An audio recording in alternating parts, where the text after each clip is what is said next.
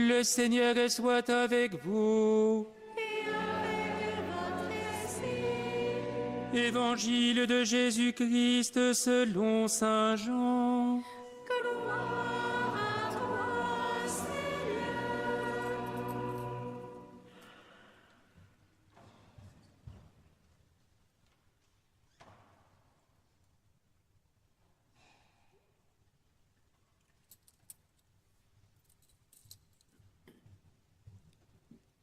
Au cours du dernier repas que Jésus prenait avec ses disciples, quand Judas fut sorti du cénacle, Jésus déclara : « Maintenant, le Fils de l'homme est glorifié, et Dieu est glorifié en lui. Si Dieu est glorifié en lui, Dieu aussi le glorifiera, et il le glorifiera bientôt. Petits enfants, c'est pour peu de temps encore que je suis avec vous. Je vous donne un commandement nouveau, c'est de vous aimer les uns les autres. Comme je vous ai aimés, vous aussi, aimez-vous les uns les autres. À ceci, tous reconnaîtront que vous êtes mes disciples, si vous avez de l'amour les uns pour les autres. » Acclamons la parole de Dieu. Louange à toi, Seigneur et Jésus.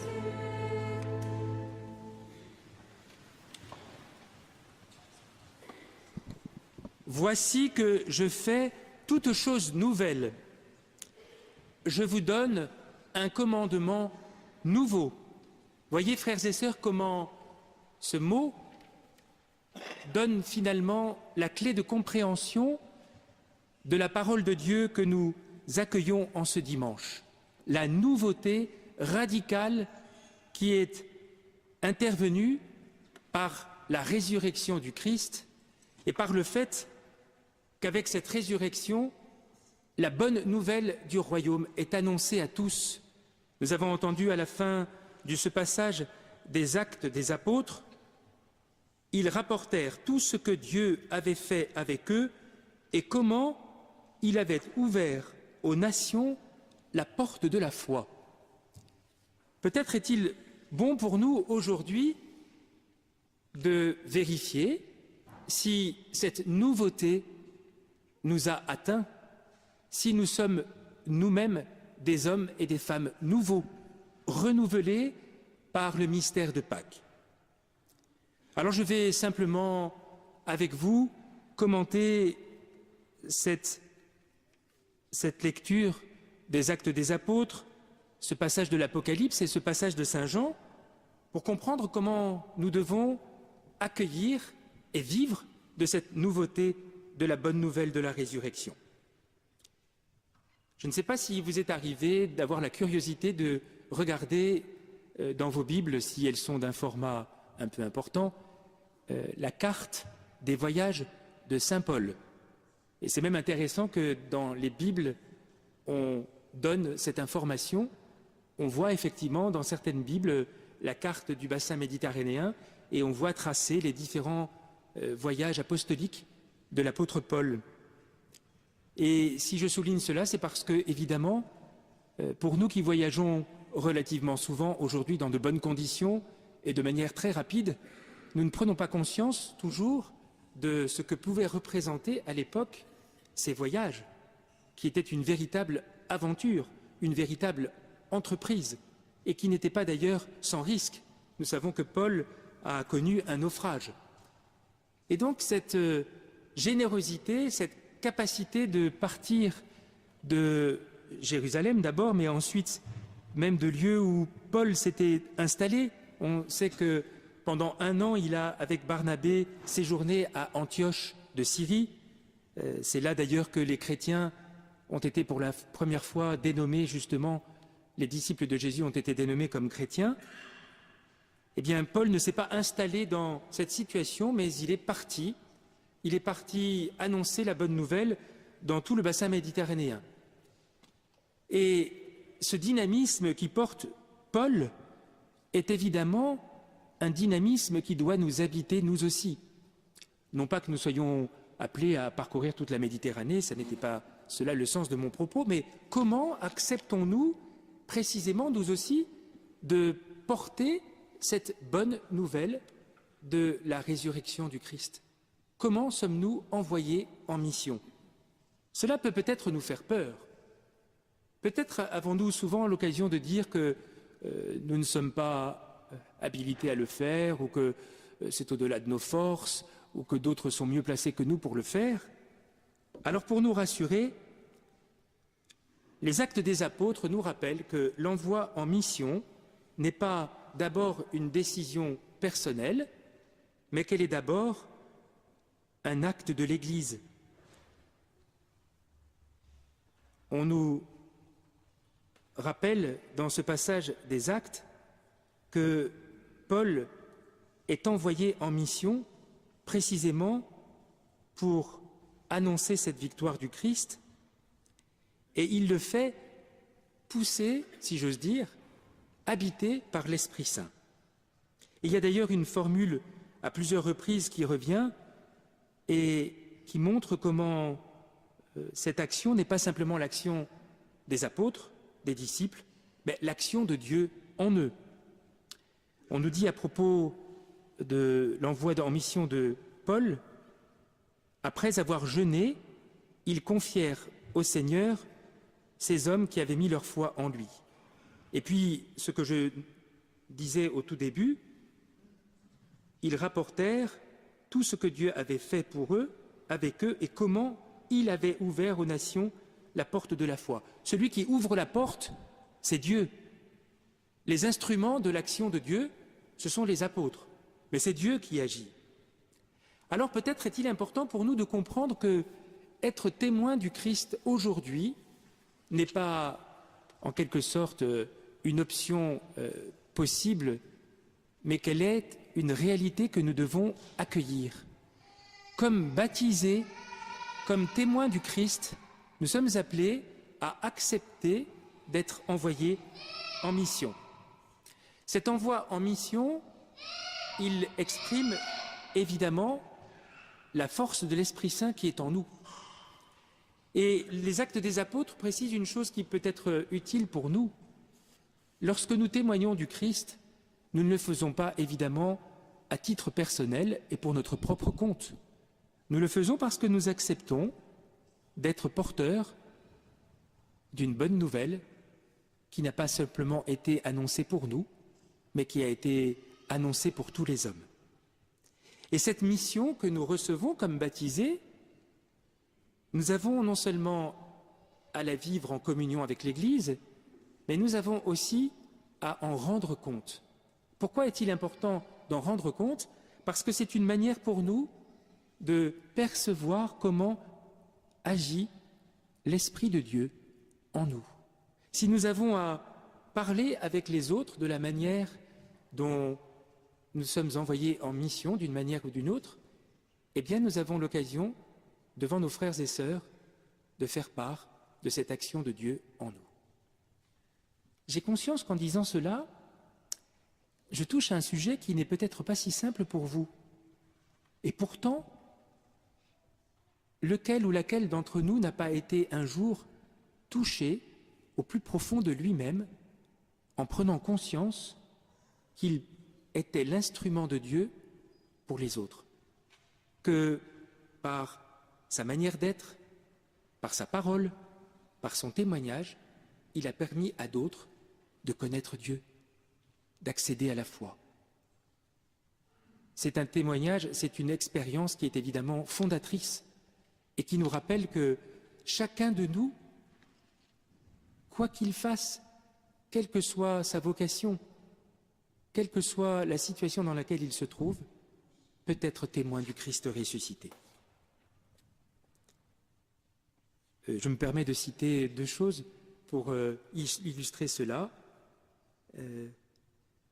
Récemment, un jeune homme est entré dans cette église, il a été accueilli et il demandait une Bible.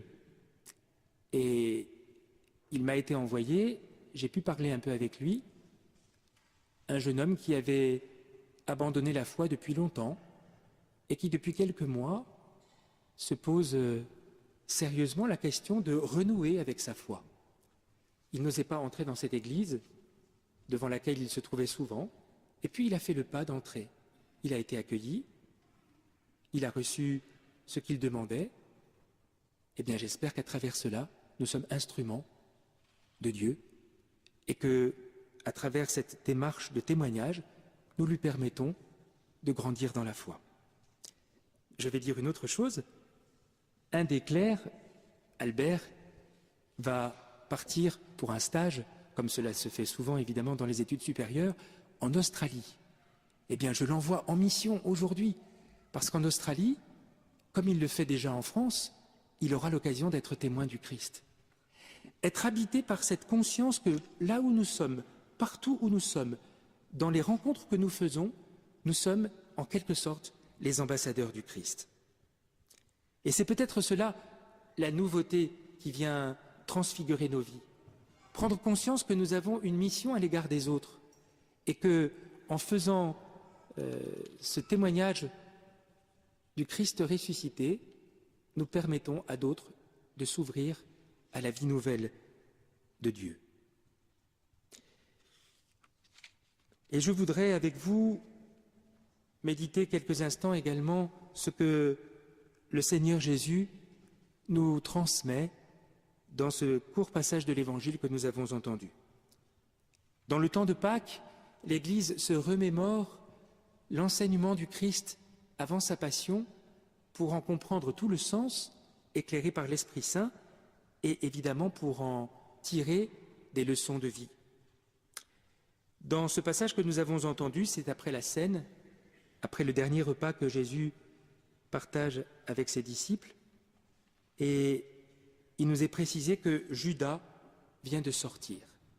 Et en entendant cela, nous comprenons que Judas s'exclut de la grâce, de la nouveauté que le Christ va annoncer à ses disciples. Par le choix qu'il fait du mal, il ferme son cœur, il ferme sa vie à la bonne nouvelle du salut.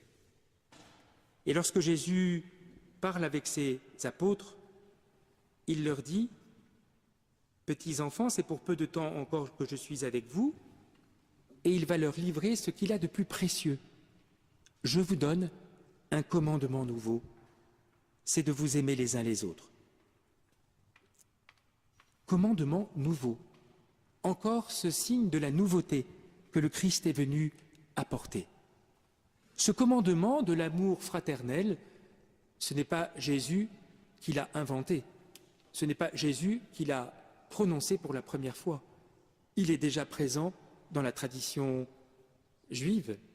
L'amour du prochain est déjà constitutif de la vie du peuple de Dieu. En quoi ce commandement de nous aimer les uns les autres est-il nouveau? Qu'est-ce qui lui donne cette dimension de nouveauté? C'est ce que Jésus exprime en disant « Comme je vous ai aimé, vous aussi, aimez-vous les uns les autres. » L'amour du prochain, l'amour du frère, fait partie intégrante des commandements de Dieu. Mais ce qui nous est donné en plus par Jésus, c'est la manière d'accomplir ce commandement. Et seul Jésus l'accomplit en plénitude. Lorsqu'il dit « Il n'y a pas de plus grand amour que de donner sa vie pour ceux qu'on aime ». La nouveauté de ce commandement ne tient pas à l'amour, mais tient à la manière de le mettre en œuvre. Comme je vous ai aimé, vous aussi, aimez-vous les uns les autres. Et ce commandement que Jésus laisse à ses apôtres a en quelque sorte une double conséquence. D'abord, il nous identifie à Jésus. Lorsque nous nous posons la question « Comment aimer ? Que dois-je faire pour aimer ? Qu'est-ce que ça veut dire pour moi, aimer le prochain ?» Eh bien, peut-être est-il essentiel pour nous de contempler Jésus. C'est Jésus et lui seul qui nous permet de comprendre en plénitude le sens de ce mot. Et nous avons besoin de nous laisser enseigner par Jésus.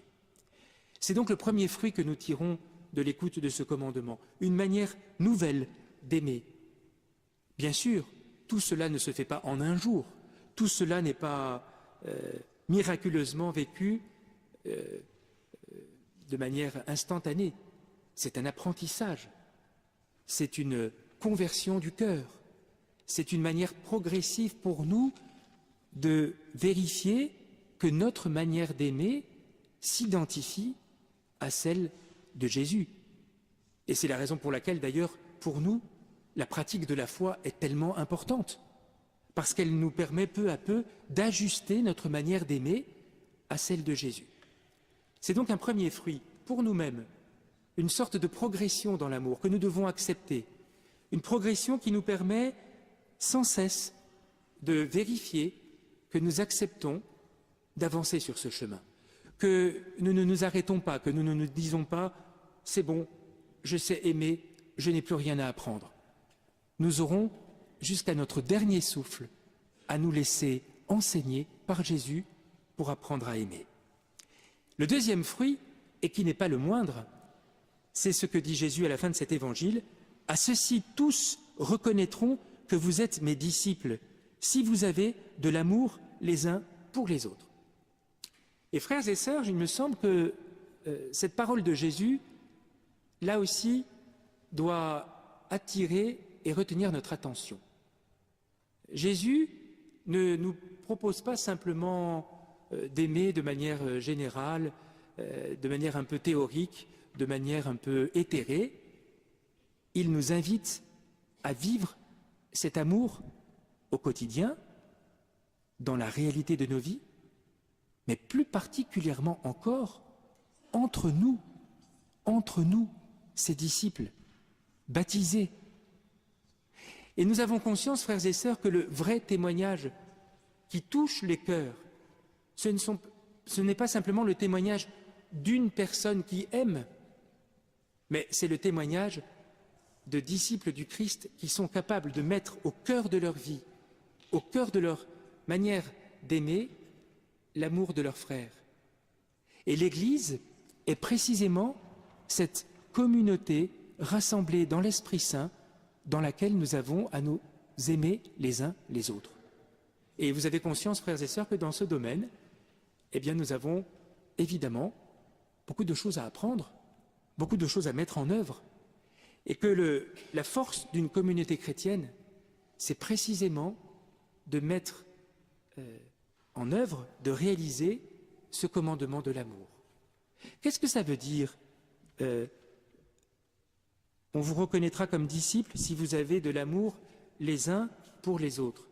Ça veut dire que nous avons à cultiver de manière particulière ce respect profond de nos frères et sœurs baptisés, membres du seul et même corps, que nous avons à être attentifs à manifester par la relation que nous entretenons les uns avec les autres que cet amour vient de Dieu, qu'il est l'œuvre de Dieu en nous.